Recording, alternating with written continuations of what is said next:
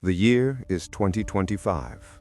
Visitors approach Fair Lane expecting grandeur, but the first thing they notice is scaffolding. Blue tarps cling to stretches of limestone wall. Cracks spider across window frames that once held custom-blown glass. The gardens, once famous for thousands of roses and rare birds, now fight a quiet war against neglect, staff cuts, and shrinking restoration budgets. This is the main residence of Henry Ford, a man who, at his peak, stood among the richest people on earth, the man who changed how the world moved, how factories operated, how ordinary families could suddenly afford a car of their own. And yet his own house sits partially wrapped in protective sheeting, waiting for restoration funds that never seem to arrive quickly enough. But understanding why this mansion looks the way it does today, why it sits here slowly deteriorating while other Gilded Age estates shine like jewels, requires understanding what Fair Lane really was. Not just a home, not just a showplace, but a laboratory. The first testing ground for ideas about control that would spread to workers' streets, to jungle cities, to an empire built not just on cars, but on the belief that one man's vision of order should govern how everyone else lived. This is the dark story behind Henry Ford's mansion. A story about marble gardens and hidden staircases, about servants who weren't allowed to get sick and workers whose bedrooms were inspected by company men, about houses that looked like gifts but functioned like leashes. Some of these estates still shine like museums today. Others slowly rot, overgrown with weeds, hiding stories of people whose fear and exhaustion paid for that shine. If you enjoy deep investigations into Gilded Age architecture and the families who built it, please like, subscribe, and tell me in the comments which house to explore next. Your support makes these detailed stories possible. Chapter 1. The House That Would Tame Chaos. Henry Ford hated disorder. While the Vanderbilts built French chateaux on Fifth Avenue and the Carnegies filled their homes with European art and gilded ceilings, Ford wanted something different. Not something modest. Fair Lane would sprawl across more than 1,300 acres along the Rouge River in Dearborn, Michigan, with 56 rooms spread across multiple wings, but something different in purpose. Construction began in 1914 and took nearly 2 years. The architects blended elements of prairie style with English country house traditions. A powerhouse on the property generated electricity from the river itself, Ford's personal experiment in self-sufficiency. The message was simple and deliberate.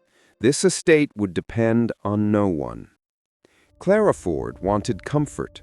She chose simple but well-made furniture, fabrics that would last, colors that soothed rather than shouted for attention. Her influence softened the edges of the house and kept it from becoming just another monument to excess. Henry, meanwhile, experimented. He tested new heating systems, new electrical configurations, new materials. The house became a laboratory as much as a home. Guests reportedly found themselves turned into subjects of Ford's latest theories about diet, lighting, sleep schedules. What worked in the factory, Ford believed, could work in any environment, including his own living room. But look closer at the blueprints, and you'll see what Fair Lane really was. Service corridors threaded through the walls like arteries. Hidden staircases wound behind the main rooms. Separate entrances for different classes of people. Bell systems in every room that could summon servants instantly. This wasn't just architectural convenience. This was control by design. The grounds were landscaped according to detailed plans. The gardens followed strict botanical arrangements. Inside, servants moved along designated routes, appeared and disappeared through hidden doors, followed schedules that accounted for every hour of their day. From the outside, Fair Lane looked like peace itself. Stone walls, quiet woods, the sound of water pushing through the powerhouse turbines. But peace at Fair Lane came with conditions. It existed only as long as everyone inside accepted rules they had no part in writing. The servants understood this first. The family would learn it later. And eventually, the pattern would repeat in workers' houses, in jungle cities, in an empire built on not just on cars, but on the belief that one man's vision of order should govern how everyone else lived. Chapter 2. The Servants Who Vanished. The bellboards lined the service corridors. Each bell corresponded to a room, a need, an expectation. When a bell rang, response time mattered. Delays were noticed. Repeated delays led to conversations. Conversations led to departures. The household staff numbered in the dozens during Fair Lane's peak years. Gardeners, cooks, maids, chauffeurs, mechanics for the powerhouse, caretakers for the birds Ford kept on the grounds. Each had a role and clearly marked limits. The hidden staircases and service passages that threaded through the house were instruments of invisibility. Servants were expected to appear when needed and vanish when not. Their presence should quietly solve problems without ever becoming one. Clair Ford, by most accounts, treated the staff with genuine kindness. She remembered names, asked about families, showed concern during illnesses. Yet Clara's warmth operated inside a framework she had not designed. The schedules, the expectations, the underlying philosophy of the household, these belonged to Henry. Henry's obsession with control extended to the smallest details. He held firm beliefs about diet, and those theories shaped what appeared on the household table. Guests at Fair Lane reportedly encountered meals built around soybeans, whole grains, and vegetables grown on the estate. Ford saw food as fuel, and fuel should be optimized. Personal preference ranked below efficiency. The same logic applied to daily routines. Henry rose early. He expected others to do the same. He believed in the moral value of work and the danger of idleness. Leisure, in his view, required justification. Even relaxation at Fair Lane had a productive purpose. Walks that doubled as inspections of the grounds, conversations that circled back to business, reading that reinforced convictions he already held. This created an atmosphere visitors described in contradictory terms. Some found Fair Lane peaceful, a welcome escape from the noise of Detroit. Others felt watched, measured, quietly evaluated. The beauty of the gardens and the comfort of the rooms existed alongside an invisible pressure, the sense that someone was always keeping score. The servants felt this most acutely. Accounts from former employees, gathered by researchers decades later, paint a picture of unpredictability wrapped in rigid structure. Ford could be generous. He paid well by the standards of the time. He provided housing for some workers, supported their families during hardships, remembered birthdays and anniversaries. But generosity at Fair Lane came without guarantees.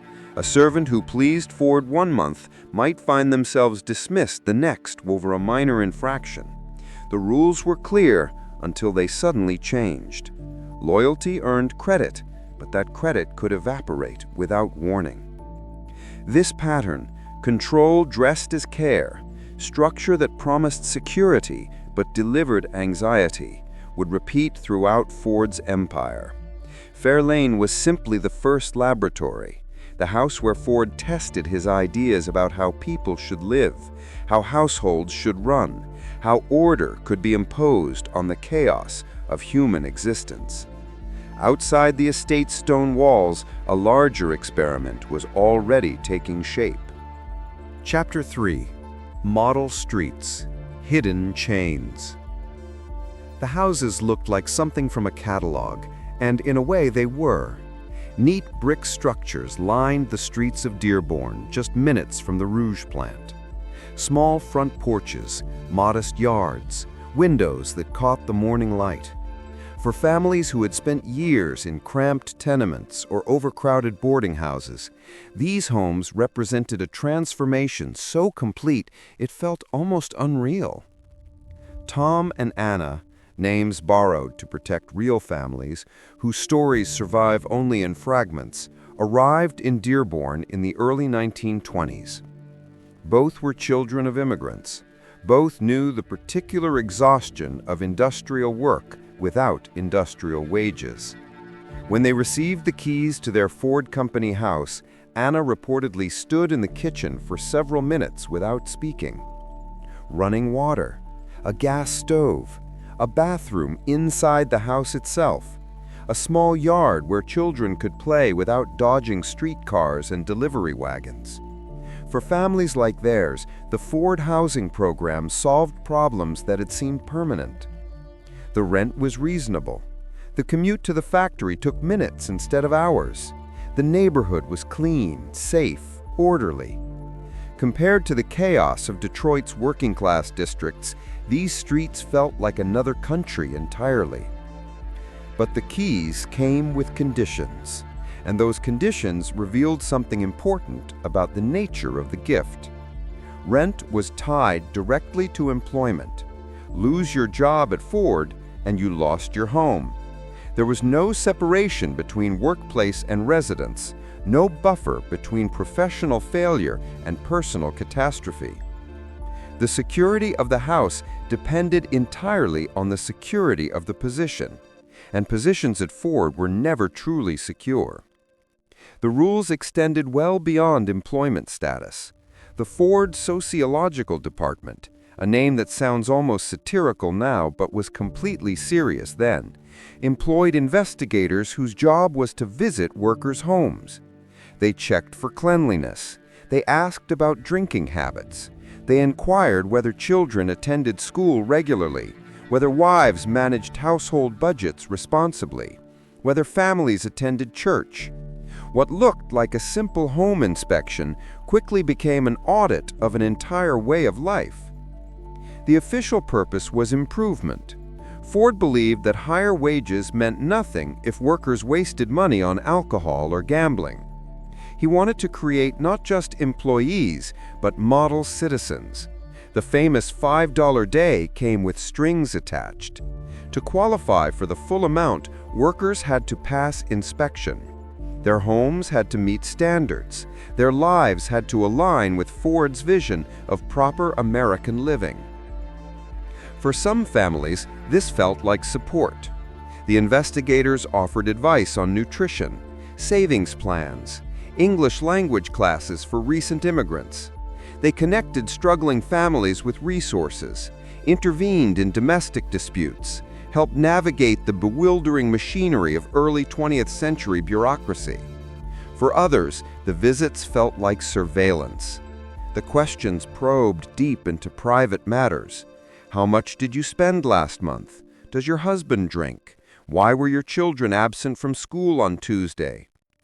The boundary between help and intrusion blurred until it effectively disappeared. Neighbors learned to watch each other. A complaint about noise or an unkempt lawn could trigger an inspection. A rumor about a family argument could reach the Sociological department within days. The streets remained beautiful, the houses well maintained, the lawns trimmed to acceptable lengths. But beneath the surface order ran currents of anxiety that never fully dissipated. One family on Tom and Anna's street lost their home after the husband was fired following a dispute on the assembly line. Within weeks, they were packing their belongings.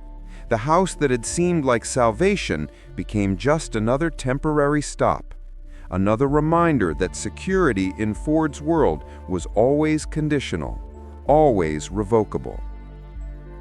The neighborhood endured. The houses still stand today, many of them occupied by descendants of the original families. But the story they tell is more complicated than any catalog photograph or real estate brochure could capture.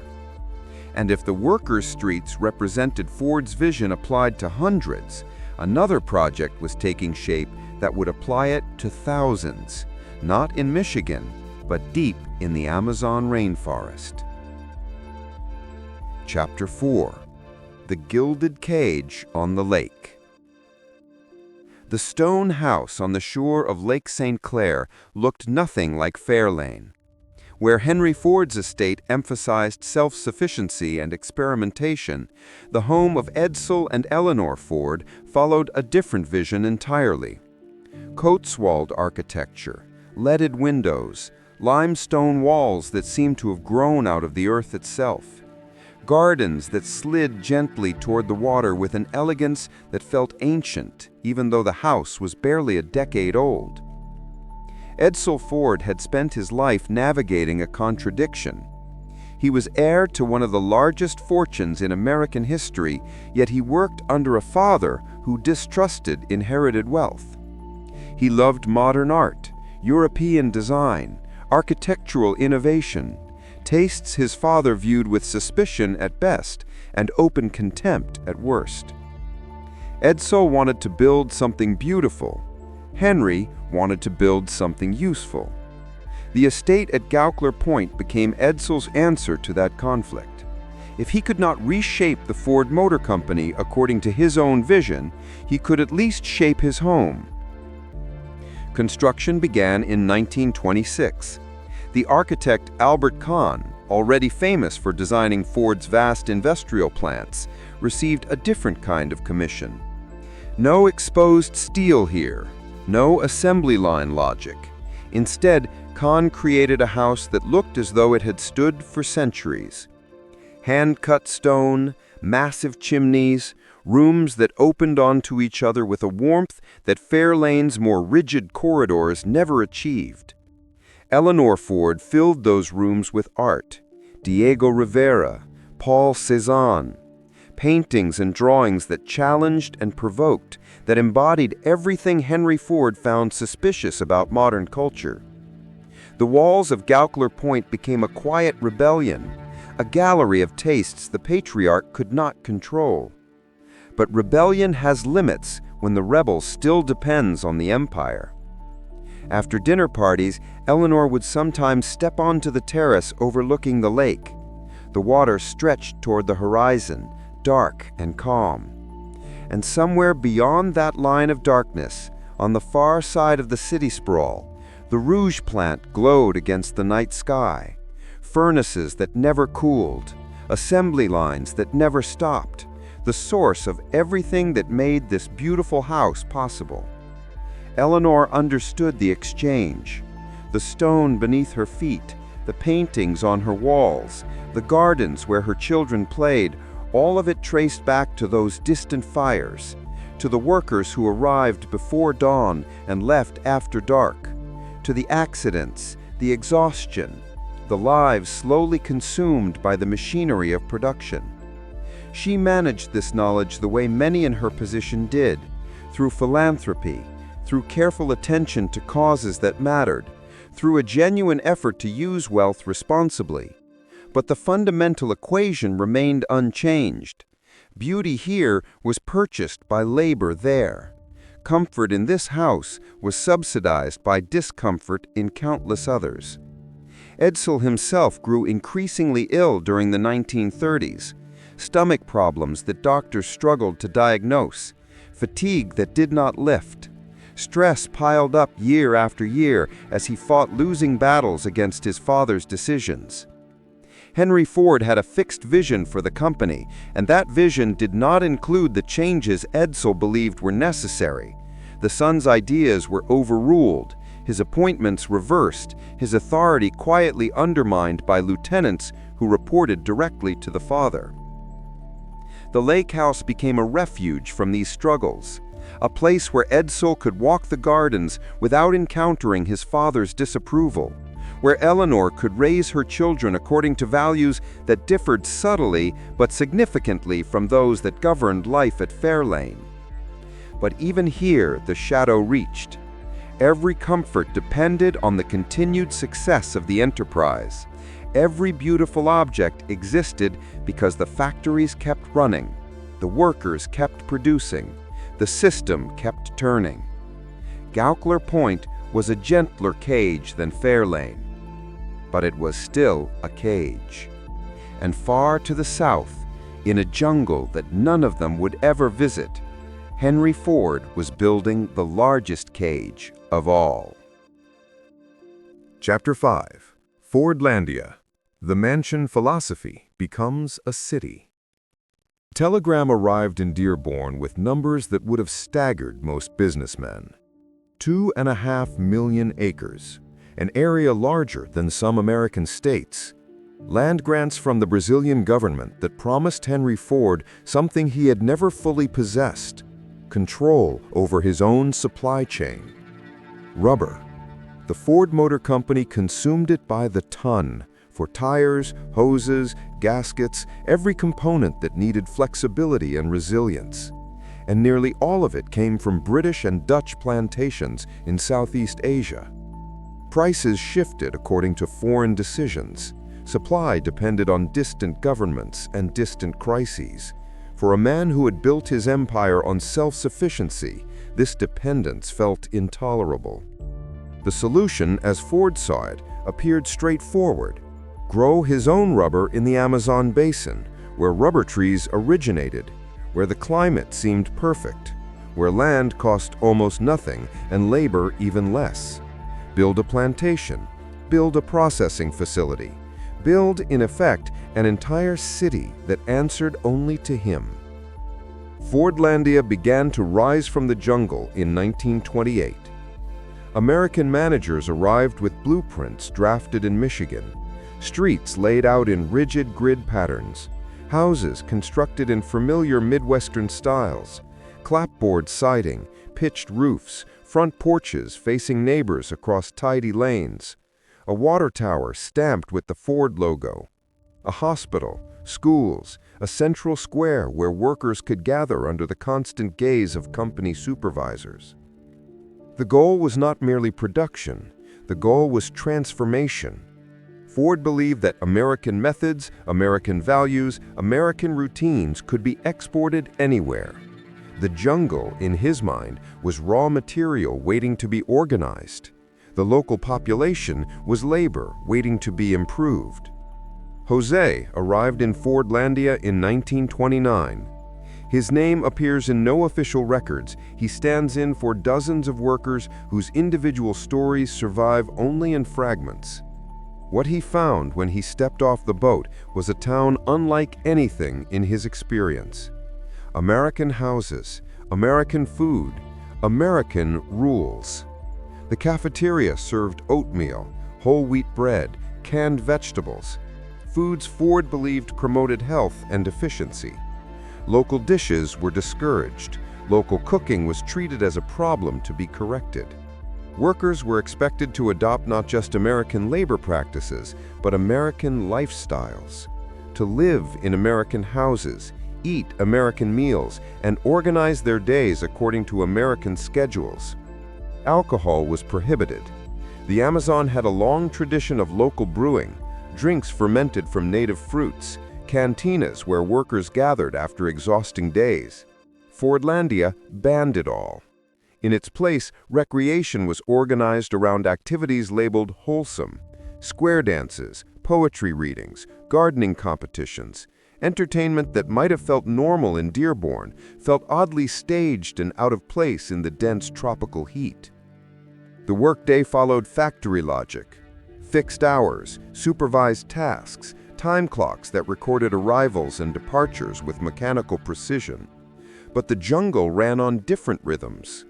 Rubber trees produced best when tapped in the cool hours before dawn, not during the standardized daytime shifts that Ford's managers imposed. Local tappers understood this from experience. American supervisors trained in assembly line thinking did not. Housing assignments reflected hierarchies imported directly from Michigan. American staff lived in larger homes on higher ground with better ventilation and screened windows. Brazilian workers were placed in smaller structures closer to the river, where mosquitoes bred in standing water and malaria moved through entire neighborhoods in waves. The message was architectural. The layout of the town, the distribution of resources, the physical distance between management and labor All of it communicated a vision of order that placed some lives above others. Fordlândia was not merely a plantation. It was Fairlane expanded to urban scale. A mansion philosophy stretched over thousands of people who had never asked to live inside someone else's dream. And, like all dreams imposed without consent, this one would eventually provoke a response. Chapter 6. When the cafeteria exploded. The breaking point came over a meal. December 1930. The wet season had turned Fordlândia's dirt roads to rivers of mud. Mosquitoes swarmed in clouds so thick that workers wrapped cloths around their faces just to breathe. Malaria had already claimed dozens of lives. Morale, never strong, had sunk to levels that made the American managers visibly nervous. Then the cafeteria announced a new policy. Workers would no longer be served at tables. Instead, they would line up, receive their food on trays, and eat in scheduled shifts. Factory-style efficiency now applied to digestion. For men who had endured months of foreign food, foreign rules, and foreign supervisors who spoke no Portuguese and showed little interest in learning, this last change felt like an insult layered onto exhaustion. The line between order and humiliation had finally been crossed. It started with shouting. Voices rising over the clatter of trays, then plates began to fly. Workers overturned tables, smashed windows, hurled kitchen equipment into the muddy streets outside. Pots and pans crashed against walls. The neat, controlled cafeteria was suddenly unrecognizable. The American managers bolted for the river. Some reportedly commandeered boats and pushed off in panic, watching from the water as the town they had drawn on blueprints in Michigan now erupted in chaos behind them. The riot lasted only a few hours. Brazilian military forces arrived and restored order with rifles and discipline. No Americans were killed, though several suffered injuries in the scramble. The physical damage, broken glass, wrecked furniture, shattered dishes, was substantial but ultimately repairable.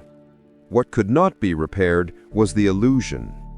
Fordlândia had been built on the belief that American systems, properly applied, could transform any environment and any population.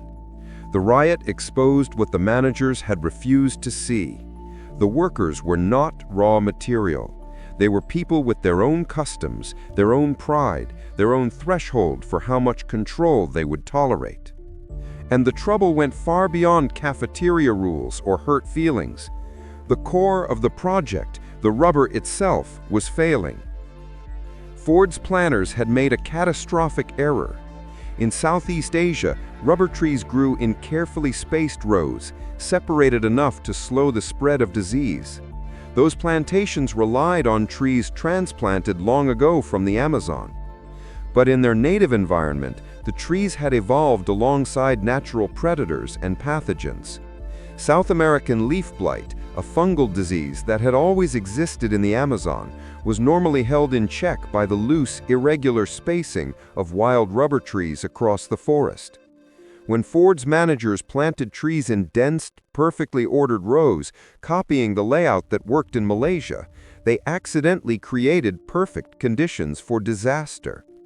The fungus leapt from leaf to leaf, tree to tree, turning carefully planned groves into sickly fields.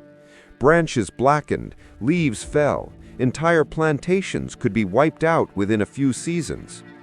Local workers and Brazilian agricultural experts had warned about this. They knew the forest's logic. They understood how disease moved through the canopy. Their warnings were noted, then brushed aside. The men making decisions in Dearborn knew factories. They knew assembly lines. They did not know tropical agriculture. And more dangerously, they did not believe they needed to learn. By the mid-1930s, Fordlândia was failing on every front. Production targets went unmet year after year. Costs rose while yields declined. The hospital treated wave after wave of patients for malaria, dengue, and other tropical diseases faster than the workforce could recover. the model American town in the jungle was becoming a model study in American overconfidence. Ford's response was characteristic. He did not walk away. Instead, he doubled down. A second site, called Belterra, was established on higher ground, with supposedly better soil and a more favorable climate. More money flowed in. New machinery was shipped upriver. More managers arrived carrying fresh briefcases, fresh optimism, and the same blind spots. The pattern began to repeat almost immediately. Henry Ford himself never visited either site, not once. He directed the entire project from Dearborn, studying reports and photographs, issuing orders based on information filtered through layers of managers inclined to tell him what they believed he wanted to hear. For him, the jungle existed as an abstraction, lines on a map, numbers in a ledger, a problem to be solved through the firm application of American principles. Meanwhile, the people who actually lived in Fordlândia adapted in the only ways they could. Workers smuggled alcohol past company inspectors. Families prepared traditional foods in their homes when supervisors were not watching. Neighbors maintained their own social rhythms beneath the imposed schedules, their own informal networks beneath the official charts and diagrams. The town that was supposed to reshape them had itself been reshaped into a monument to the limits of control, standing in the middle of a rainforest that refused to behave like anyone's factory floor. Chapter 7. When the lights go dark. The empire Henry Ford built aged faster than anyone expected. Henry Ford died on April 7, 1947, during a power outage at Fair Lane. The man who had built his own hydroelectric plant, who had insisted on self-sufficiency in all things, passed away by candlelight when the Rouge River flooded and knocked out his generators. He was 83 years old. Clair followed him in less than 3 years. The house that had once hummed with controlled activity fell quiet. For a time, the Ford Motor Company maintained the property, unsure what to do with a 56-room estate that no one wanted to occupy. Eventually, Fair Lane passed to the University of Michigan Dearborn. The school lacked the money for careful restoration. Decades of deferred repairs piled up like unpaid debts. Water seeped through stone walls. Wooden beams rotted in places visitors never saw. The gardens that Clara had loved grew wild, then overgrown, then nearly impenetrable. The powerhouse that once showcased Ford's attempt to master nature fell silent, its turbines rusted in place, its original purpose fading from memory. Fair Lane was not alone in its decline. The Ford Rotunda, a massive exhibition hall that had welcomed millions of visitors, burned to the ground in 1962 during roof repairs. The fire consumed the building in less than an hour. Photographs from that day show smoke rising over Dearborn like a funeral pyre for an entire era. Other landmarks simply vanished. Factory buildings were demolished. Worker housing was remodeled beyond recognition. The physical infrastructure of Ford's empire was erased piece by piece, replaced by parking lots, low-rise offices, and strip malls that bore almost no trace of what had stood there before. At Gawkler Point, the story turned in a different direction. Edsel Ford had died in 1943, 4 years before his father. Worn down by illness and the endless struggle against Henry's interference, Eleanor remained in the lake house, raising their children, supporting causes, tending the gardens that had brought her husband brief moments of peace during his difficult final years. She understood exactly what the estate represented and what might happen if she simply left it to heirs who could sell to the highest bidder.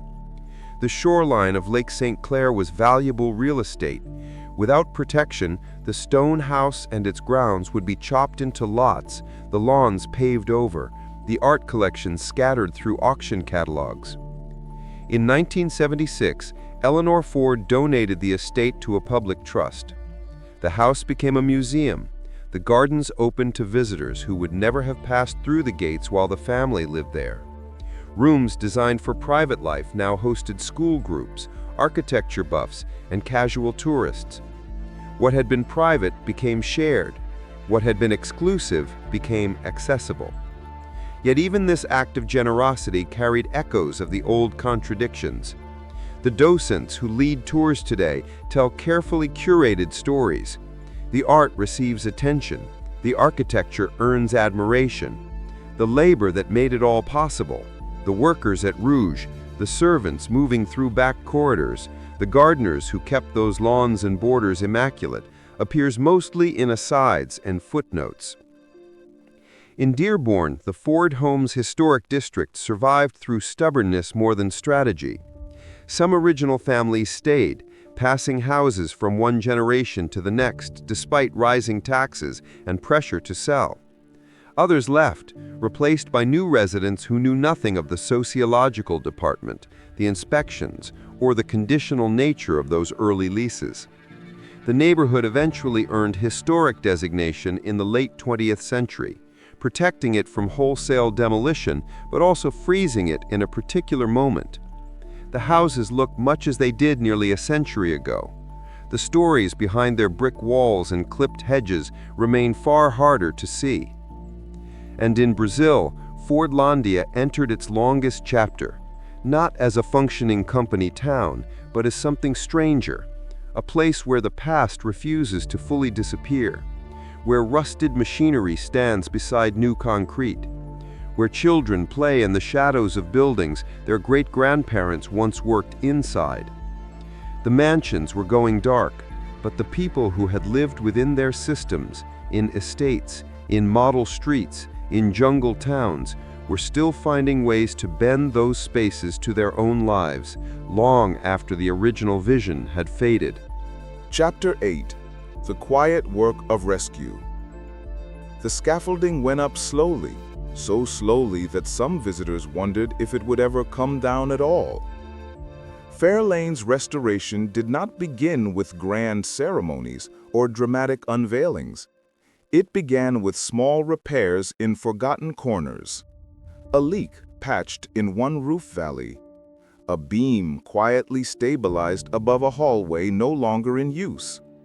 Work carried out in the margins, funded by donations too modest for headlines but too vital to ignore. The people who took on this task understood something the original builders had never really considered. Preservation is not about freezing time. It is about deciding which stories are allowed to survive. A stonemason named David, one of several craftsmen whose names surface in the restoration records, spent months learning how to speak the language of the original limestone. The quarry that supplied Fair Lane had closed decades earlier. Finding stone that would not look wrong required research trips, sample cuts, and the long process of trial and error. Every new block had to blend into walls laid nearly a century before, hiding the seam where present work touched past ambition. In the archives, a young researcher named Maria worked through boxes no one had opened in years. Letters from servants, invoices from local suppliers, schedules listing who worked where, when, and for how much. The paper was brittle, the ink fading, the pages threatening to crumble if handled without care. As she assembled this material, a different picture of Fair Lane began to emerge. Not just a story about one wealthy couple in a large stone house, but a map of an entire ecosystem. Gardeners who maintained hundreds of acres through Michigan winters and summers. Cooks who adjusted menus to match Henry Ford's shifting dietary theories. Mechanics who coaxed the powerhouse turbines through storms and power surges. Names that had never appeared in biographies surfaced from the files, attached to lives that unfolded almost entirely within the estate's boundaries. The restoration team made a choice that would have baffled Henry Ford. They decided to tell all of it. Not only the innovations and the architectural beauty, but also the conditions and the costs. Service corridors would be included in the tour routes. the stories of workers would stand beside the stories of owners. Fair Lane would become not a shrine to one man's vision, but an honest record of how that vision shaped and was reshaped by everyone it touched. This approach demanded resources that standard preservation budgets rarely cover. Oral history projects to capture memories before they disappeared. Community outreach to find former staff and their families. Educational programs designed not to flatter visitors, but to invite them into a more complicated truth. Progress remained slow precisely because the work was being done carefully with attention to voices earlier generations had treated as background noise. Similar efforts appeared at other sites, each following its own path. In the Ford Homes Historic District, longtime residents began building their own archives. They recorded conversations with elderly neighbors who still remembered inspections, rent policies, and the early days on those streets. They photographed original details before renovations erased them. They gathered documents and stories that no official institution had ever bothered to collect. A retired auto worker named James, whose grandfather had been among the first tenants, became the unofficial historian of his block. He knew which houses still had original floor plans and which had been altered beyond recognition. He knew which families had stayed for generations and which had left after a single conflict with the company.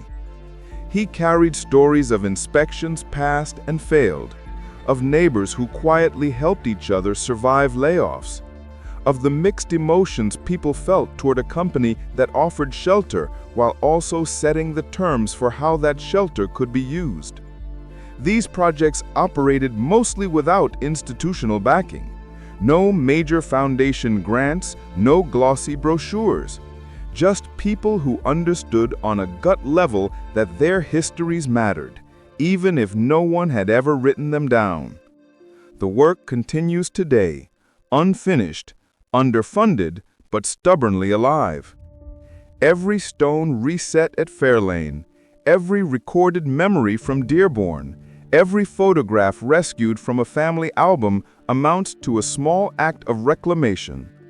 The buildings now belong less to the man who commissioned them and more to the people willing to care for them and to tell the full story of what happened inside their walls. And nowhere is this quiet transformation more unexpected than in the jungle town Henry Ford walked away from. A place where, among the ruins of someone else's failed experiment, a community has learned to live on its own terms. Chapter 9. The Second Life of Fordlândia. The water tower still bears the Ford logo. Rust has softened its edges, turned sharp letters into ghosts of themselves, but the name remains visible from the river, a metal landmark on the Tapajos, quietly pointing toward a town that was supposed to disappear and never did. Fordlândia today is home to roughly 3,000 people, not ghosts, not tourists. Families who wake each morning in houses built for American rubber workers, who send their children to schools constructed with Michigan money, who shop in small stores that occupy buildings once meant for company purposes no one even remembers anymore. The town was expected to die when Ford abandoned it. In 1945, the company sold the entire operation back to the Brazilian government for a fraction of what it had spent. Executives in Dearborn wrote off the losses and moved on. The rubber dream was finished. The jungle, they assumed, would quietly reclaim what remained. But people do not follow corporate logic. The workers who had built their lives in Fordlândia saw no reason to leave simply because distant shareholders had lost interest. The houses still stood. The hospitals still functioned, at least in a basic way. The land, however poorly suited for rubber, could grow other crops. So they stayed. Decades passed. The American machinery rusted in place. Too heavy to move, too expensive to repair, gradually absorbed into the landscape like industrial fossils. Children grew up playing in abandoned warehouses, turning conveyor belts into balance beams, climbing the water tower their grandparents had helped construct. They learned history not from textbooks, but from the physical evidence that surrounded them every day. A teacher named Lucia, her students know her simply as Professora, now leads lessons no curriculum in Dearborn ever imagined. She walks her classes through the old plantation rows, pointing out where rubber trees once stood before leaf blight destroyed them. She shows them the managers' houses on the hill, still larger and better ventilated than the workers' quarters below. She explains what those differences meant then and what they still suggest now. Her lesson is not about cultivating resentment. Lucia teaches her students to understand the past without being trapped by it. The Americans arrived with money, confidence, and a plan that ignored what local people already knew. They failed, then they left. But the town remained, and the people who stayed built something new out of what had been abandoned. Researchers arrive from time to time, drawn by Fordlândia's strange status as a failed utopia. Photographers frame shots of decaying infrastructure wrapped in vines, capturing the collision of tropical growth and industrial ruins. Journalists write articles about hubris, colonialism, and the limits of corporate power.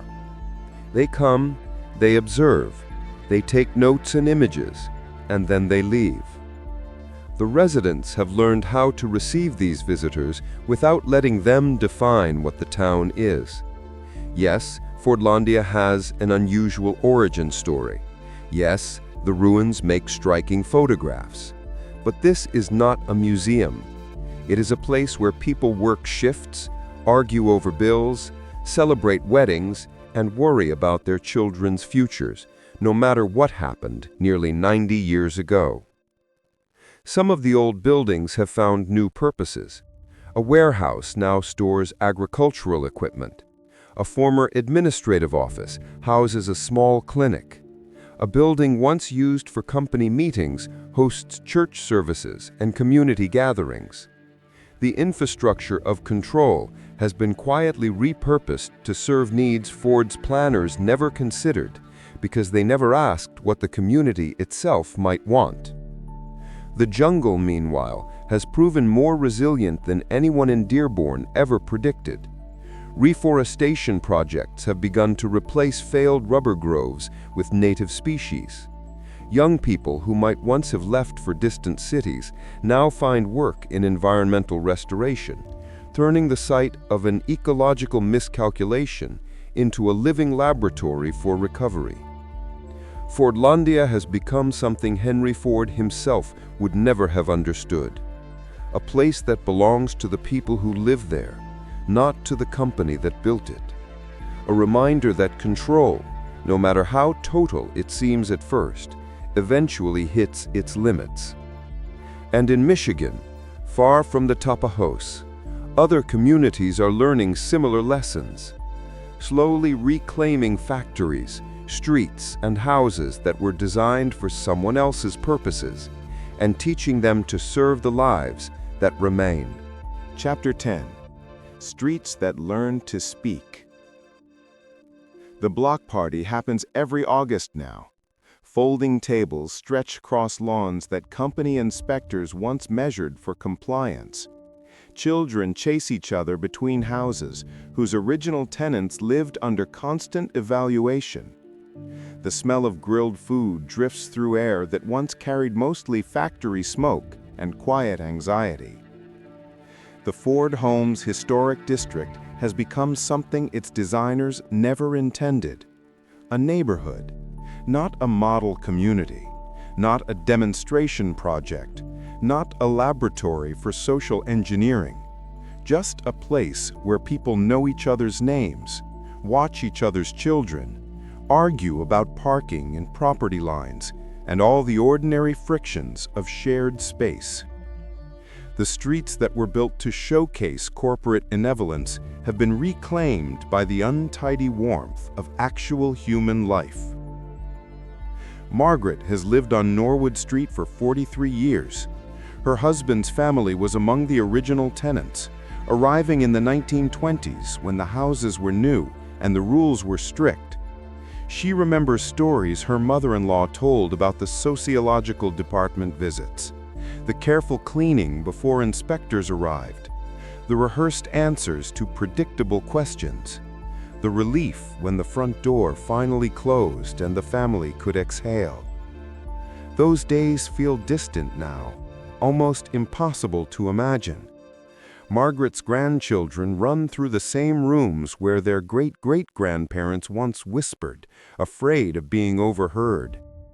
The walls that witnessed so much careful performance now absorb the noise of birthday parties, holiday dinners, slammed doors, and arguments that no one bothers to hide.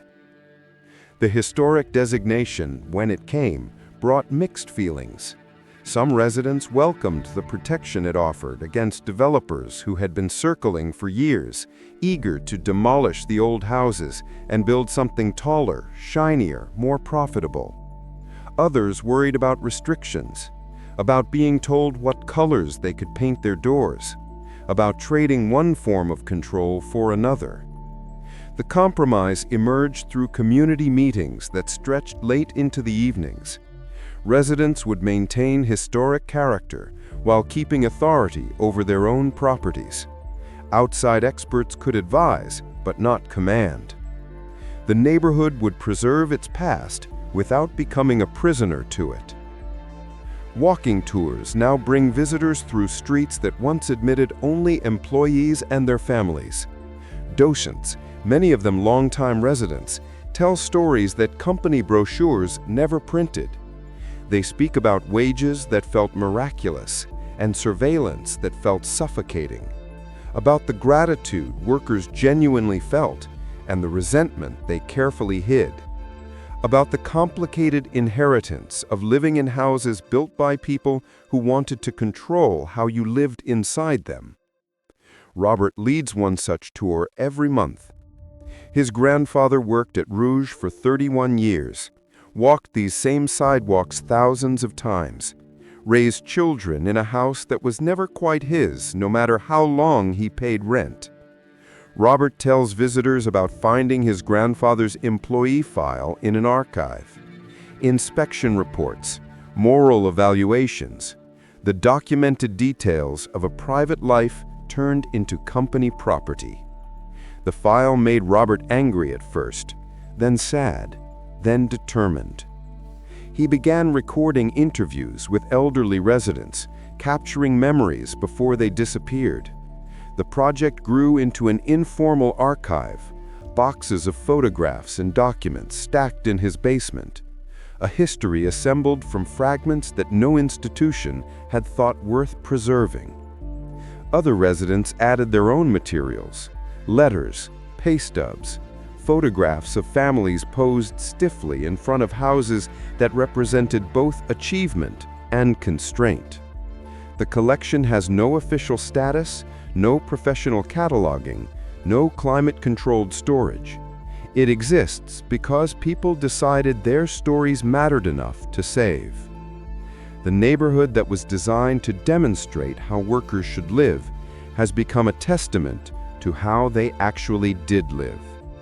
Imperfectly, resiliently, on their own terms, even when those terms had to be negotiated inside systems they did not create. And across the water, another Ford property was undergoing its own transformation, shifting from private sanctuary to public inheritance. Chapter 11. From Private Club to Shared Memory. The gates that once admitted only the carefully selected now swing open for anyone who can afford a ticket. Busloads of school children arrive at Gaukler Point on Tuesday mornings. They spill onto pathways originally designed for garden parties and diplomatic receptions, their voices echoing across lawns where Eleanor Ford once walked in quiet contemplation. Docents gather them into clusters, lead them through rooms filled with art that most of their parents could never dream of owning, past windows that frame a lake view worth more than entire city blocks. This was not the future the Fords imagined when they built their stone house on the water, but it is the future Eleanor chose once she understood what would happen without intervention. The donation in 1976 came with conditions deliberately crafted to avoid the fate that had overtaken so many other Gilded Age estates: no subdivision, no demolition, no conversion into condominiums or corporate headquarters. The house would remain whole, the grounds would stay intact, the collection would be preserved in place. And crucially, the property would welcome visitors, not as guests of the family, but as beneficiaries of a public trust. The transition took years. Staff had to be hired, systems invented, compromises found between preservation and access. Some rooms proved too fragile for heavy foot traffic. Others needed careful modifications to accommodate visitors with disabilities.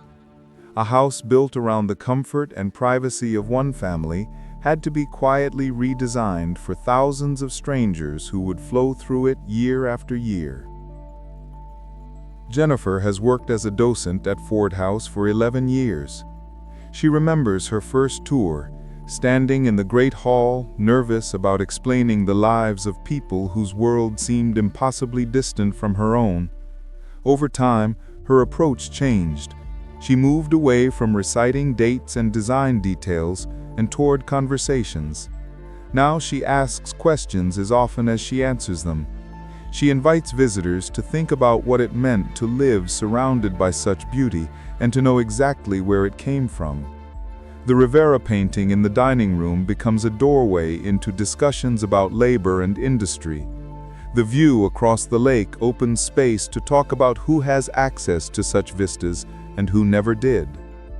The servants' quarters, modest rooms tucked out of sight, make visible the workforce that made all this elegance function day after day. Some visitors find these conversations uncomfortable. They arrive ready to admire chandeliers and carved stone, not to examine the history woven into them. Jennifer has learned to navigate that resistance gently. She offers complexity without forcing conclusions. The house contains contradictions. She lets guests feel them rather than resolving everything neatly. School groups tend to cut through the reverence that adults bring. Children who have never seen a house this large ask blunt questions their teachers sometimes rush to soften. Why do they need so many rooms? Where did the workers sleep?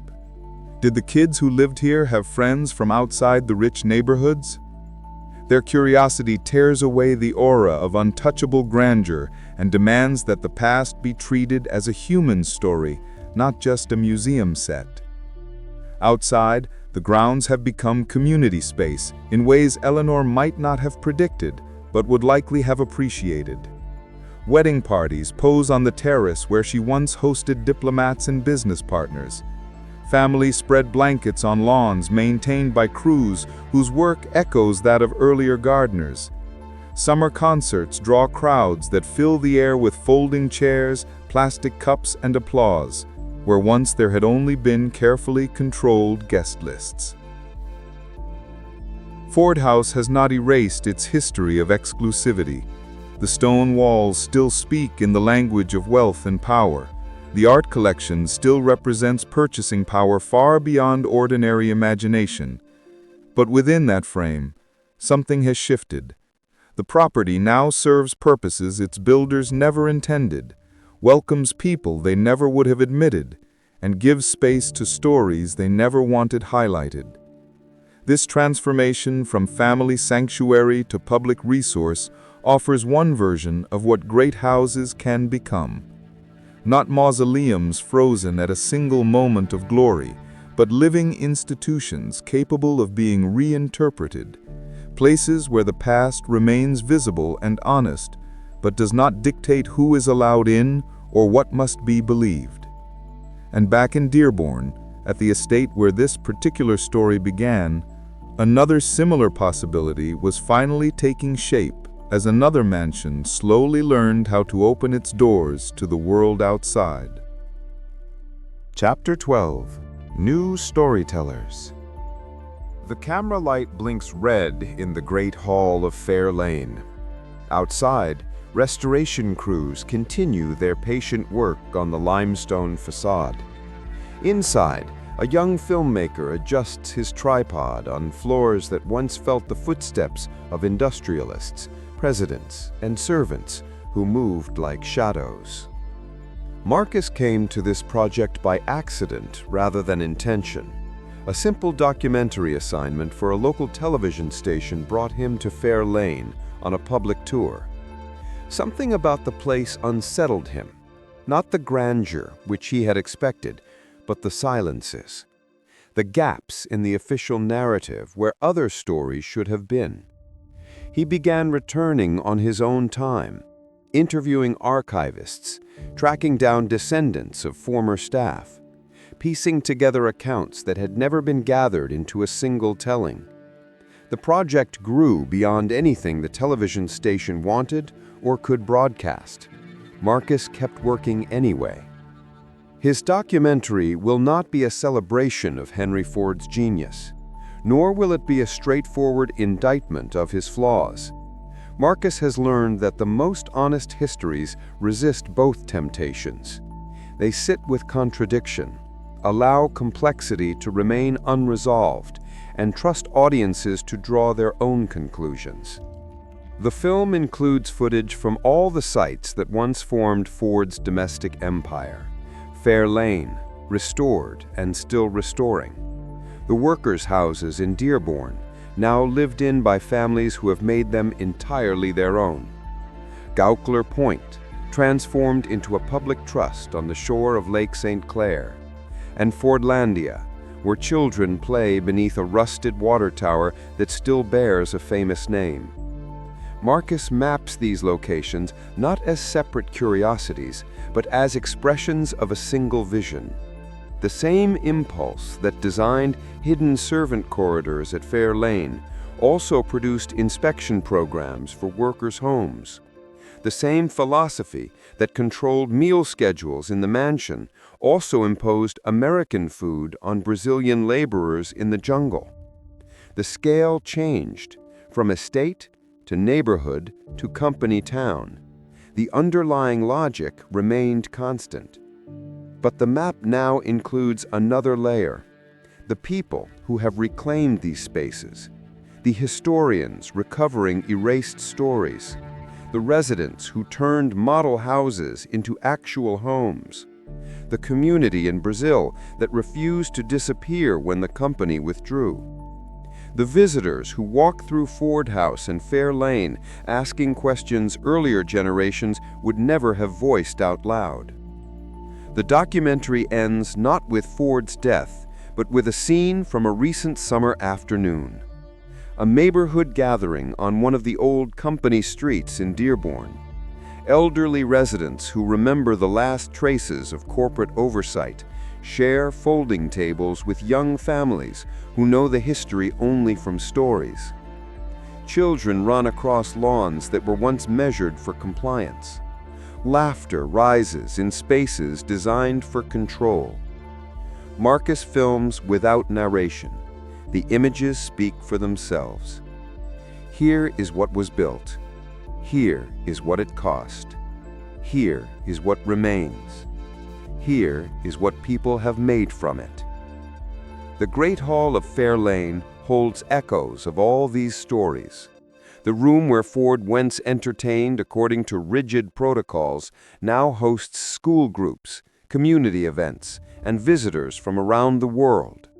The restoration continues year after year, revealing layers that time had hidden and earlier tours ignored. The house now tells a fuller story than its builder ever intended to share. A new generation of storytellers has emerged. Filmmakers, oral historians, community archivists, preservation specialists who understand that saving buildings means saving the complexity of what happened inside them. They work without the vast resources Ford commanded, without the certainty that drove his projects, without the assumption that their vision should override all others. What they offer instead is something Ford could never have provided: honesty about costs, respect for voices he ignored, a willingness to let history remain uncomfortable rather than forcing it into satisfying shapes. The mansion empire is passing from the hands that built it into the hands of those who will carry it forward. What they make of it, what they choose to remember, remains to be seen. Chapter 13. Light in the Windows. The evening sun catches the restored glass of Fair Lane's west windows. For the first time in decades, the light falls as it was designed to fall, through panes that match the originals, across rooms returned to something close to their early condition.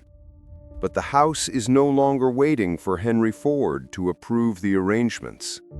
A group of university students crosses the great lawn, notebooks in hand.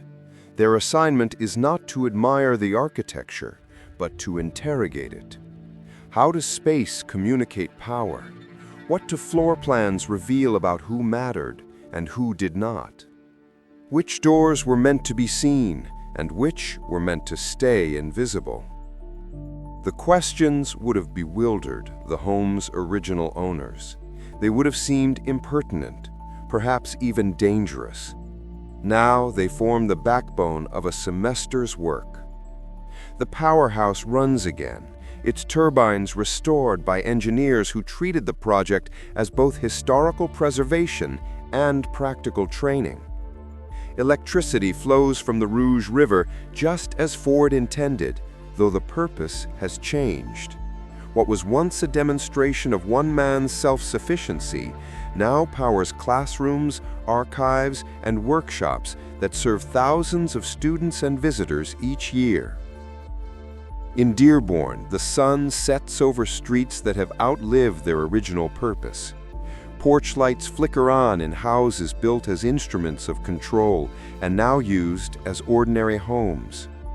The sameness that was once enforced, identical setbacks, regulated paint colors, approved landscaping, has given way to the gentle chaos of personal taste. One yard holds a vegetable garden. Another displays a crowded collection of ceramic figures no sociological department would have approved. A third has been poured in concrete for basketball, the hoop slightly crooked, the painted lines fading under scuffed shoes. Children who will never hear about inspection visits or conditional tenancy shoot baskets until their parents call them inside. They slam screen doors, argue over curfews, complain about homework. The rules that once governed these streets exist only in archives and fading memories. The houses remain. The surveillance has ended. At Gockler Point, the lake reflects the last light of day. Visitors linger on the terrace where Eleanor Ford once stood, watching distant factory fires. The view has changed. Fewer smokestacks now. More trees. A skyline reshaped by deindustrialization and new development. But the water still moves toward the horizon with the same patient rhythm that framed her evenings. A wedding party poses for photographs on the lawn. A couple knows something of the house's past, but has chosen the location for its beauty rather than its pedigree. Their guests wander through gardens that were once strictly private, admiring flowers they could not have seen a generation ago. The estate has shifted from boundary to backdrop, a setting that now belongs to occasions instead of owners. And in Fordlândia, night falls over the Amazon. The water tower disappears into darkness, its Ford logo invisible until morning. Below it, the town glows with scattered lights, homes where families gather around televisions and dinner tables, a bar where workers relax despite prohibitions that ended before their grandparents were born, a school where tomorrow's lesson will include the strange history of why this settlement exists at all. The empires of control leave ruins, but not empty ones. The jungle reclaims plantations, yet people plant new crops between old rows.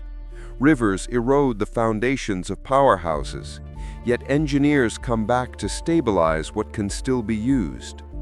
Time softens the edges of the strictest designs, and the most rigid plans slowly bend under the weight of ordinary lives.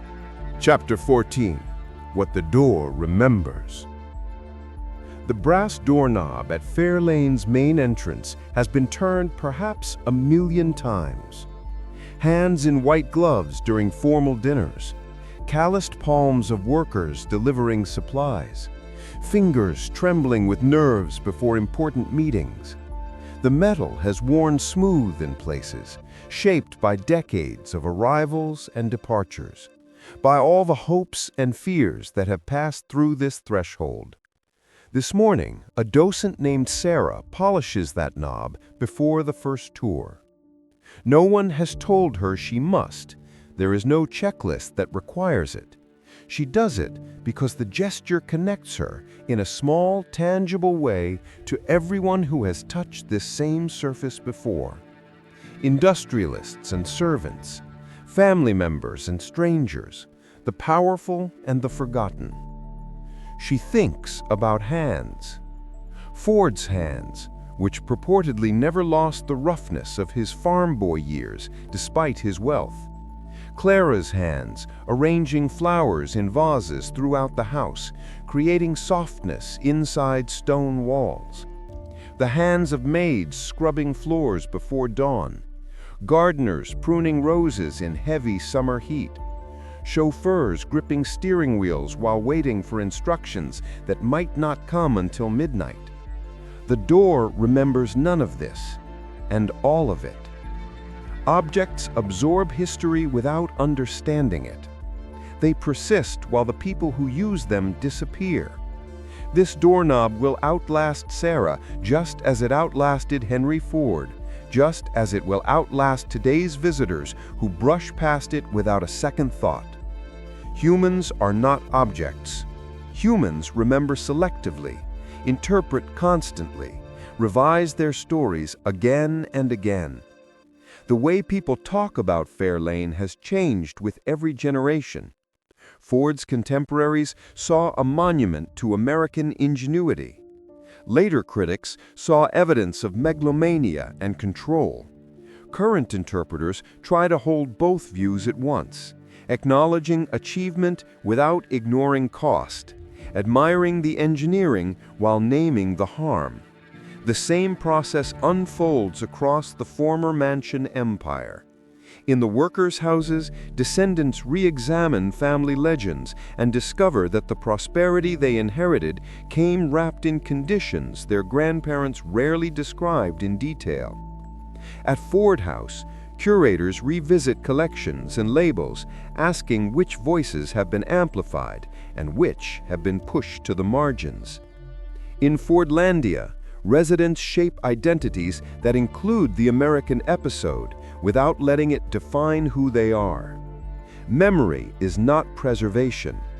Preservation tries to stop time, to hold a moment in place against the erosion of years. Memory moves. It changes shape. It bends to the needs and questions of the present. The houses can be restored to an approximation of their original appearance. The memories of what happened inside them cannot be put back the way they were. That may be the mansion empire's most important lesson. Control fails not only because systems break down, or workers revolt, or jungles resist cultivation. Control fails because meaning cannot be frozen. Every generation reinterprets what it inherits. Every community reshapes the spaces it occupies. Every person who passes through a door carries in their own understanding and leaves with a different one. Henry Ford wanted to build environments that would shape behavior permanently, houses that would make workers orderly, estates that would model proper living, company towns that would turn jungle populations into productive Americans.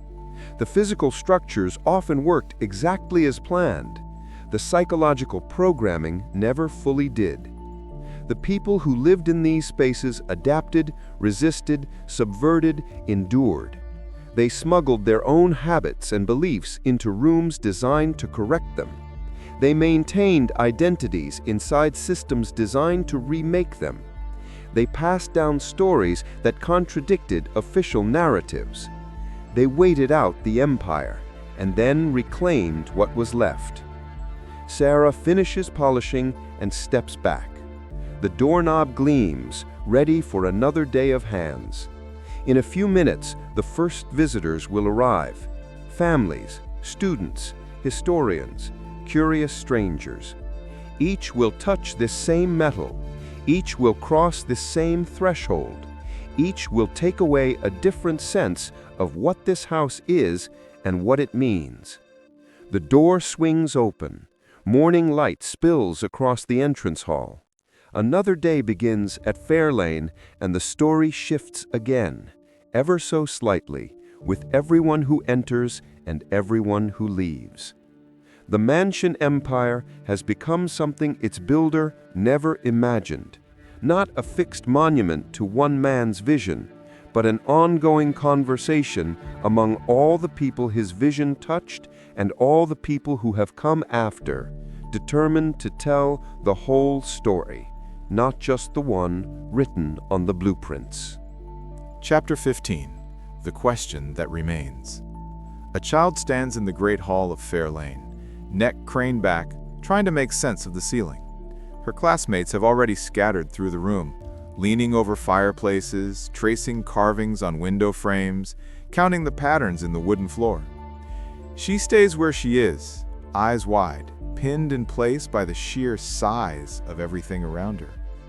How big does a house need to be? No worksheet asks her this. No docent has planted the thought. The question arrives on its own, pulled out of her by a space so far from her everyday life that her mind reaches for an explanation and finds only more questions. Her teacher notices and walks over, lowering herself to the child's eye level. "What are you thinking about?" The girl makes a vague circle in the air with her hand. The walls, the ceiling, the room itself. Why did they need all this room? That simple question echoes through every corner of Ford's mansion empire. The 56 rooms at Fair Lane, the stone house on Lake St. Clair, the rows of workers' homes laid out like products on an assembly line, the entire American town carved out of the Amazon jungle. Each one is an answer to a hidden question about how life should be organized, and each, when seen honestly, provokes the same response from the people who walk through them now. Why this way? Who decided? What did it cost? The answers are not simple or comfortable. Henry Ford believed sincerely in the idea of improvement. He believed that the right environment could lift people, that well-designed systems could eliminate waste, vice, even suffering. He saw his vision of order as progress, not as control. Wages at his plants changed lives. Company houses offered running water, heat, and indoor bathrooms to families who had never known them. Hospitals and schools in Fordlândia treated real illnesses and taught real children, whatever else they were meant to accomplish. But belief does not erase consequence. The Sociological department still pushed its way into private lives, no matter how many pay envelopes it also delivered. The conditional nature of company housing still hung over families like a quiet threat. One argument at work, one bad report, and home could vanish. The enforcement of American customs on Brazilian workers still carried the message that one culture counted and the other needed to be corrected. The mansion empire was not simply good or bad. It was both at once, in proportions that cannot be measured with a single verdict. The houses contain evidence for every interpretation: beauty and coercion, generosity and intrusion, comfort and anxiety. The archives hold documents that point in opposing directions, The descendants of workers and owners alike carry memories that refuse to flatten into a neat summary. What remains in the end is less a final judgment than an invitation. The places still exist. The records can be read. New stories keep emerging as new researchers ask different questions. Anyone who wants to understand what Ford built and what it meant to those who had to live inside his designs can visit, listen, argue, and decide what they think for themselves. The child in the Great Hall will not settle any of this today. She will drift back to her group, see more rooms, hear more dates and names, eventually climb onto a bus that will take her back to her own small house on an ordinary street. But something has lodged in her thoughts. A tiny shift in how she sees space and power. A sense that houses are not neutral. That the rooms people build reveal what they believe about themselves and about everyone else. That architecture is always also an opinion. Perhaps she will return someday, older, armed with different questions and a notebook of her own. Perhaps she will become one of the researchers, preservationists, or filmmakers who carry this story forward. Perhaps she will simply remember this moment, the vastness of the hall, the strangeness of such scale, the first flicker of doubt about how the world is arranged, and who benefits from that arrangement. The mansion empire asks questions that do not have final answers. Each generation responds according to its own values, its own fears, its own sense of what human beings owe one another. The child looks up at the ceiling for one last second. Then she runs to rejoin her classmates, leaving the Great Hall to its echoing quiet, to its memories, its scars, and its patient waiting for the next person who will stand in that same spot, look up, and wonder. Chapter 16. Inheriting the Empire. The lawyer's office in Detroit holds no trace of grandeur. Fluorescent lights hum overhead. Worn carpet buckles near the door. A conference table scarred by decades of tense meetings dominates the room. Yet the papers spread across its surface reach back to marble halls, jungle plantations, and narrow streets where workers once lived under constant scrutiny. A woman named Catherine sits across from the attorney, reviewing documents that will determine the future of a small house in Dearborn. Her grandmother purchased it in 1952, 7 years after Ford sold the worker housing to individual buyers. 3 generations have lived within its walls.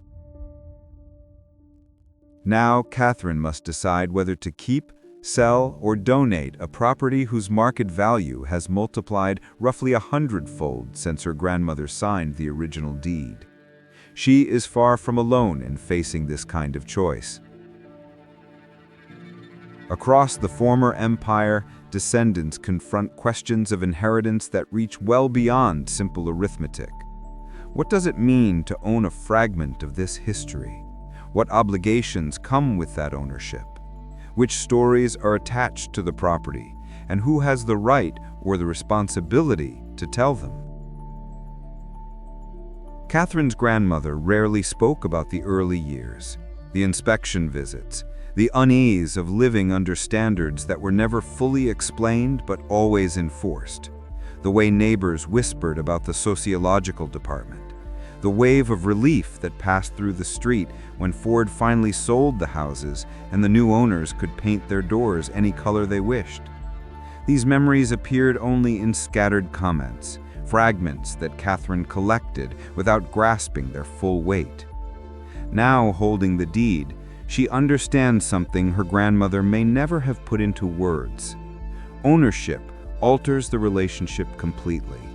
The house that had functioned as an instrument of corporate control became, through purchase, a site of family autonomy. Her grandmother did not just buy a structure, she bought the power to decide. She bought the right to say no. She bought freedom from conditions that had governed the property since its construction. The question now is what Catherine will do with that freedom. Developers have approached her more than once, offering sums that would fundamentally change her financial life. The lot itself, they explain, is worth more than the aging house that sits on it. They talk about opportunity, upgrades, density, unlocking value. They talk about square footage and zoning. They do not talk about inspections or anxiety or the history embedded in those walls. Other inheritors have chosen different paths. Some have placed preservation easements on their properties, legally binding agreements that protect historic features even if the house is later sold. Others have donated homes to historical societies or community land trusts, trading private control for public access. A few have opened their doors for occasional tours, becoming informal curators of their own family archives, guiding visitors through rooms layered with inherited stories. There is no single correct answer. The houses of Ford's empire are too numerous, too uneven in condition, too differently located to allow one rule. Each inheritor must weigh personal needs against historical significance, immediate financial pressure against long-term preservation, individual rights against the broader community's interest in remembering how these places came to be. Slowly, almost quietly, a loose network has begun to form. Descendants find one another in online forums, trading scans of old inspection reports and pay stubs. Local gatherings bring together owners from different streets to compare notes on maintenance, zoning battles, and preservation strategies. Scholars and amateurs share research. Out of these conversations has grown a fragile but real awareness that these houses, scattered across cities and continents, amount to a collective inheritance that no single owner can protect alone. Catherine leaves the lawyer's office without signing anything. She folds the documents into a neat stack, slips them back into a worn envelope, and steps out into downtown Detroit. She needs time. She needs to walk through the house again, to sit at the kitchen table where her grandmother served meals for 50 years, to stand in the small yard that was once subject to company inspection and now is simply, undeniably, her family's ground. The empire that Ford built was designed to endure beyond any individual life. The factories, he believed, would outlast their workers. The houses would outlast their tenants. The systems of control would perpetuate themselves even as names on office doors changed. It has not worked that way. The factories have mostly closed or been repurposed. The formal systems of control have collapsed. What remains are properties held by individuals who must decide one by one what to preserve, what to alter, and what to let go. Catherine will make her choice eventually. So will thousands of others facing similar decisions in Dearborn, along Lake St. Clair, in the shadow of rusted water towers on the Tapajos. The empire is being dismantled and reimagined deed by deed, signature by signature, in ways its founder never anticipated and could never have controlled. Chapter 17. The Map Redrawn. The projection screen glows in a darkened classroom at the University of Michigan Dearborn. A graduate student named David clicks through slides that took him more than 3 years to assemble. Maps overlay maps. Timelines cross and knot. Photographs from different decades sit side by side, compressing generations into a single frame, daring the audience to trace the connections. His dissertation makes a claim that would have sounded impossible to earlier scholars. The Ford Mansion empire was not an aberration, it was a template. The techniques Ford helped normalize, company housing tied directly to employment, domestic surveillance disguised as welfare, architectural design used to shape private behavior, did not vanish when Ford's experiments ended. They evolved, they spread. into corporate campuses, planned communities, and homeowners associations that regulate everything from mailbox height to acceptable holiday decorations. David traces those lineages carefully. The Sociological Department's home inspection protocols echo in modern employment background checks that sift through social media histories and personal networks. The conditional nature of Ford housing reappears in corporate relocation packages that offer subsidized homes and schools while quietly deepening dependence. The standardized worker streets foreshadow the enforced uniformity of suburban subdivisions, where variation is prohibited by covenant and color charts. He's precise about the limits of the analogy. The comparison is not perfect. Modern employers rarely send inspectors into kitchens to check for cleanliness. Contemporary planned communities do not usually tie residents to a single factory job. The tools have changed. The control has become softer, more distributed, less visible, but not necessarily weaker. What David's research reveals is a persistent impulse, the recurring desire of organizations to extend their influence beyond the workplace, to shape not only how people work, but how they eat, sleep, spend time, even raise children. Ford expressed that desire with unusual bluntness. His successors learned to code it in different language. The slides advance.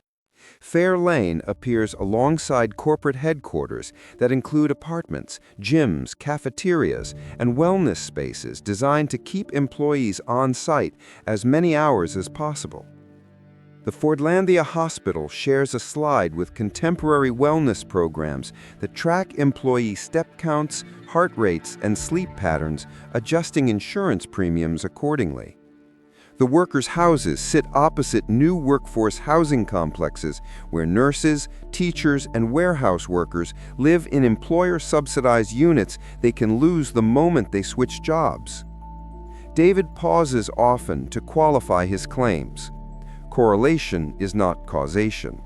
Similar forms can emerge from very different motives. Not every attempt to improve workers' lives hides a desire to control them. His map is offered as a set of patterns and questions, not as a conspiracy chart with red string tying everything to Ford. Even so, the pattern is hard to ignore. Organizations with enough resources continue to test ways of expanding their influence into employees' non-work hours. The boundary between professional and personal life, never as solid as ideology suggested, grows thinner with each technological advance. Smartphones carry the workplace into bedrooms and vacations. Remote work brings monitoring software into family living rooms. The factory whistle that once marked the end of the workday has been replaced by notification chimes that never fully stop. Ford would recognize the underlying impulse, even if the methods would puzzle him. He believed human life could be optimized, that the right systems could eliminate wasted motion in homes just as they did on assembly lines. That belief outlived him. It changed its vocabulary from efficiency to wellness, from order to culture fit, but the core idea remained. The classroom lights rise. Students shift in their seats and begin to ask questions that make clear how entangled they already are in the systems David has mapped. They live in dormitories governed by detailed codes of conduct. They work part-time jobs managed through scheduling apps that track availability down to the minute.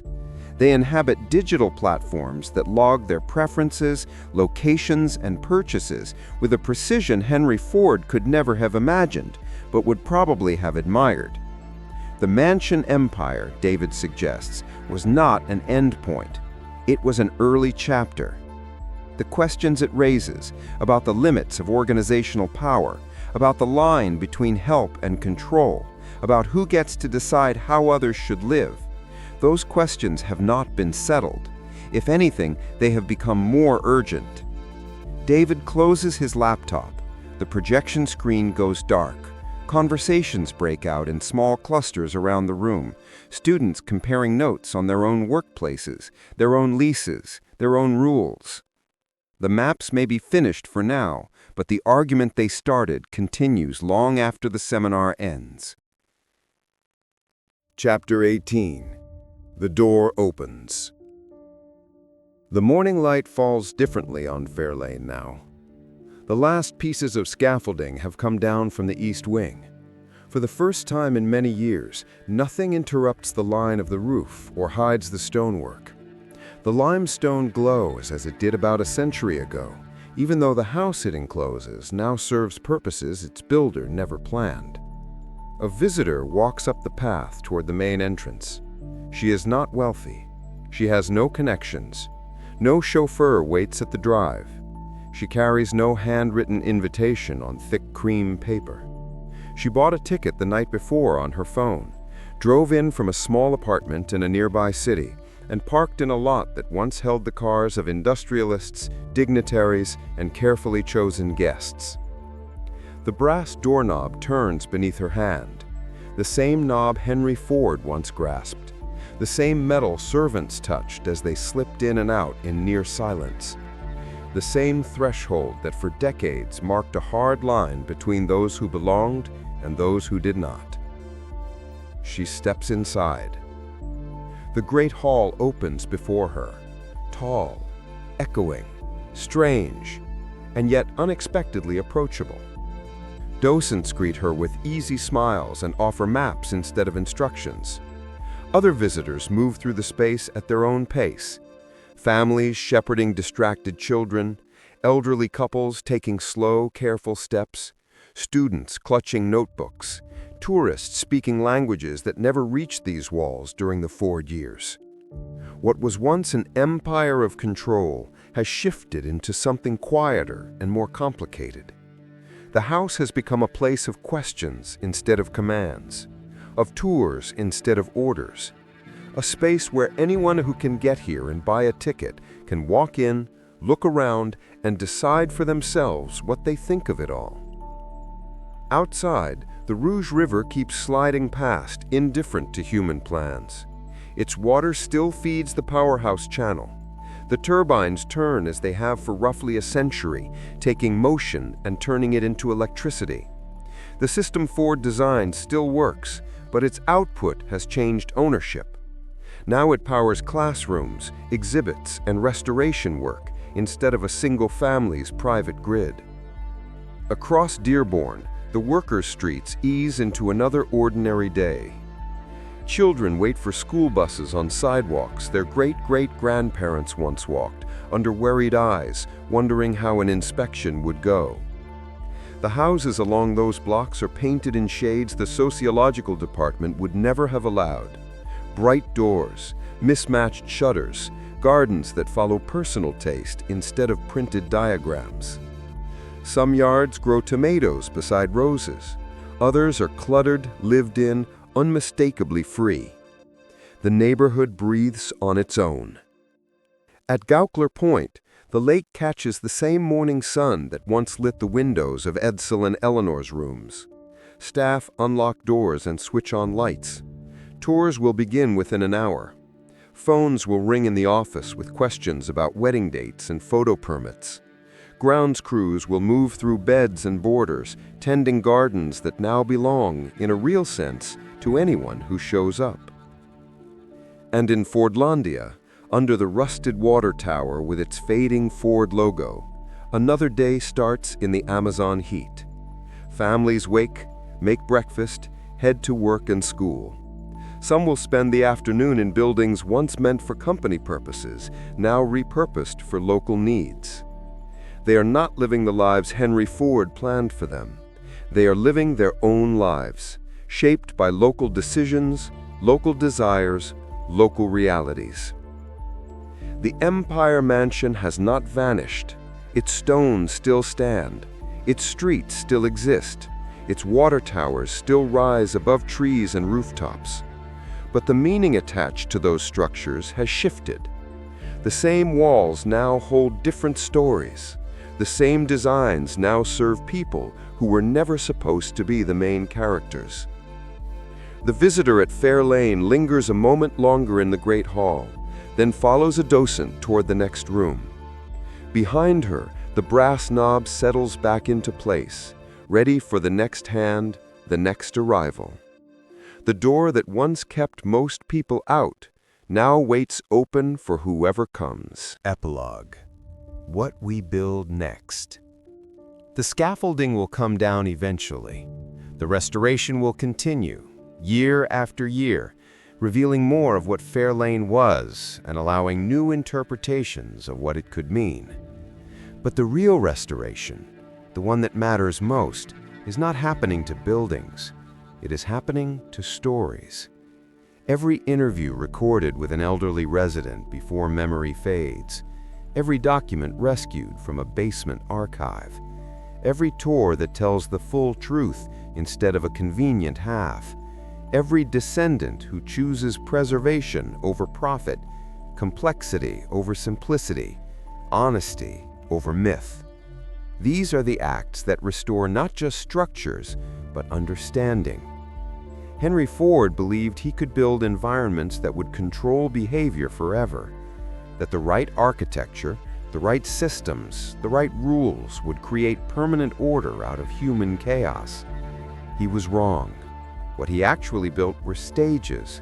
Stages where other people he tried to control, people he never met, people not yet born, would write their own scripts, would tell their own stories, would make their own meaning from the materials he left behind. Fair Lane is not Henry Ford's house anymore.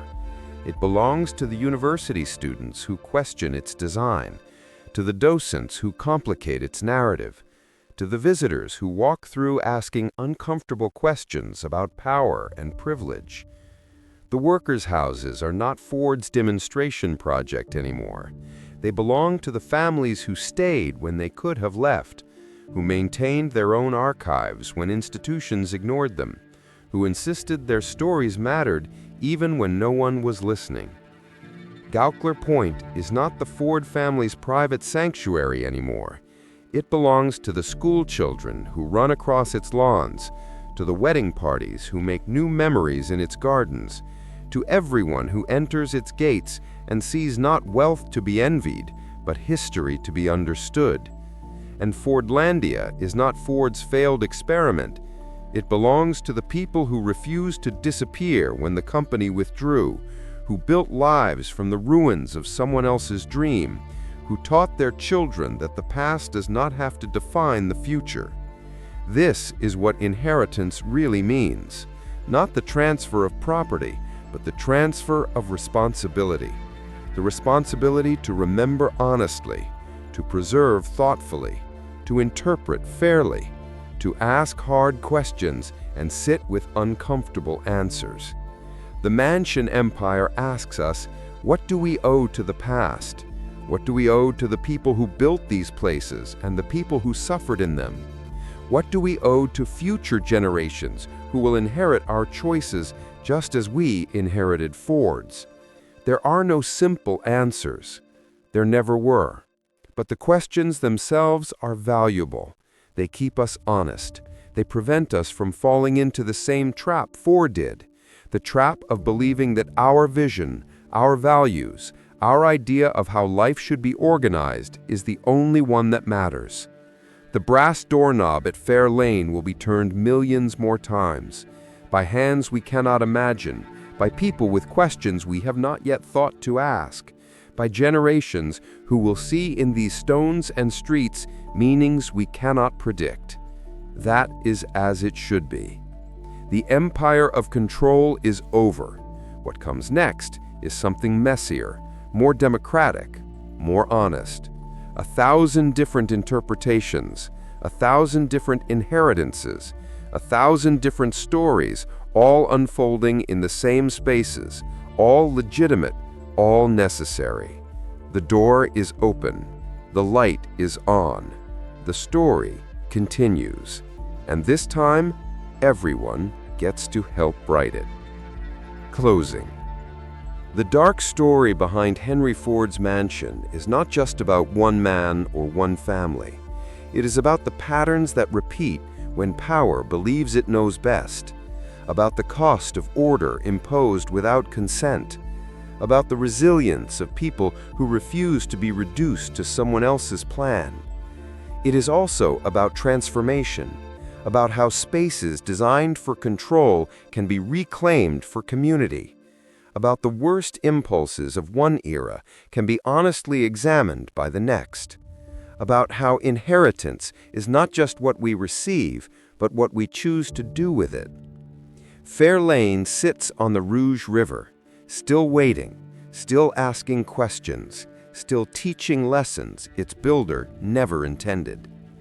The scaffolding will come and go, the restoration will continue, the stories will multiply and complicate and refuse to resolve into anything simple. And every person who walks through that door, turns that brass knob, crosses that threshold, every single one of them carries the possibility of seeing something new, understanding something deeper, and passing on a fuller, more honest inheritance to whomever comes next. That is the real story behind Henry Ford's mansion, not the story of what he built, but the story of what we are still building from the pieces he left behind. If you found this investigation compelling, please like and subscribe. Let me know in the comments which estate or mansion you'd like me to explore next. Your support makes these deep dives into architectural history and the human stories behind them possible. The mansions are still standing, the questions are still open, and the conversation, the one that matters most, is just beginning.